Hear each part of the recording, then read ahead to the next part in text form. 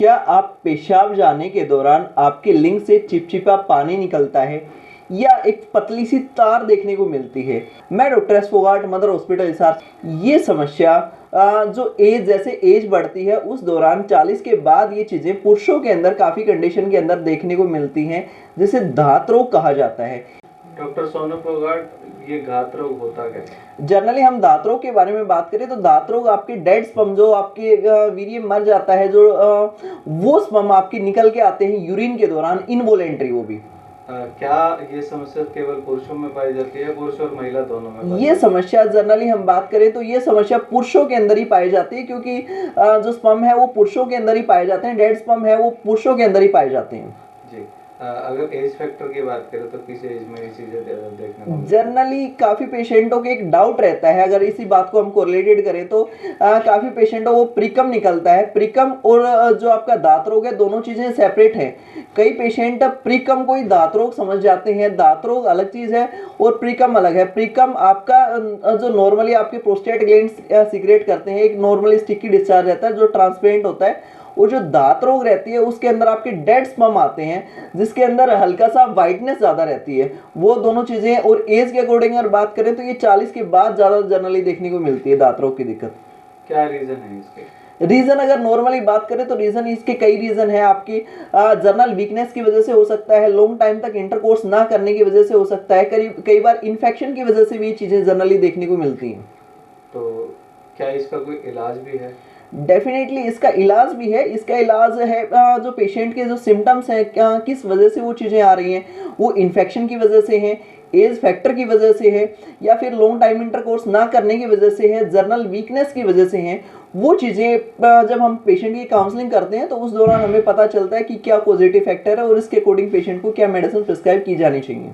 क्या होम्योपैथी में इसका कोई सफल इलाज भी देखा गया? डेफिनेटली होम्योपैथी के अंदर काफ़ी अच्छा इलाज है। होम्योपैथी में पेशेंट की काउंसलिंग करके ही, प्योर हर्बल ट्रीटमेंट से ही पेशेंट के सारे सिम्टम्सों को कवर अप किया जाता है, जिससे पेशेंट की रिकवरी हो जाती है।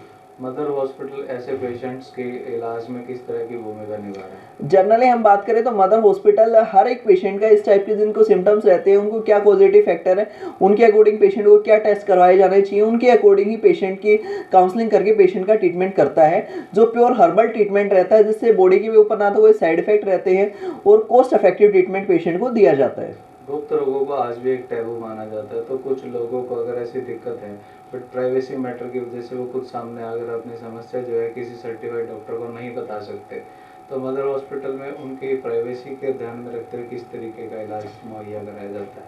देखिए, सबसे पहले हम बात करें तो पेशेंट की जो आज के टाइम में इस चीज़ को आज भी टैबू समझा जाता है, वही पेशेंट जगह जगह से दवाइयाँ खा के बड़े परेशान हैं, उनको एक अच्छा इलाज नहीं मिल पाता है। और वही चीज़ें हम पेशेंट को एक अच्छा इलाज, वो भी बिल्कुल कॉस्ट इफेक्टिव ट्रीटमेंट पेशेंट को दिया जाता है, जिसमें पेशेंट के पैसा और टाइम दोनों की बचत रहती है और बिना किसी साइड इफेक्ट के साथ अपने शरीर को वो हेल्दी तौर पे अपनी बॉडी के अपनी सेहत को मेंटेन रख सकता है।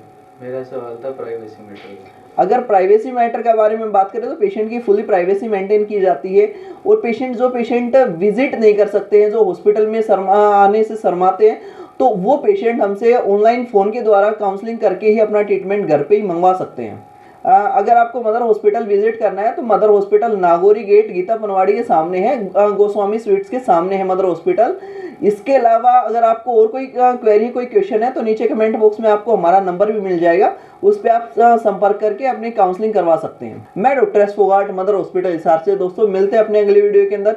इस वीडियो को ज़्यादा से ज़्यादा उन लोगों तक शेयर करिए जिनको इस टाइप के सिम्टम्स देखने को मिलते हैं, जो या फिर जनरली उनको और भी कोई डिजीज है, जैसे हेयर से रिलेटेड डिजीज है, या फिर जनरल कोई ईडी की दिक्कत आ रही है, प्री मैच्योर इजैकुलेशन की दिक्कत आ रही है, तो वो हमसे संपर्क कर सकते हैं। चलिए दोस्तों, बाय बाय।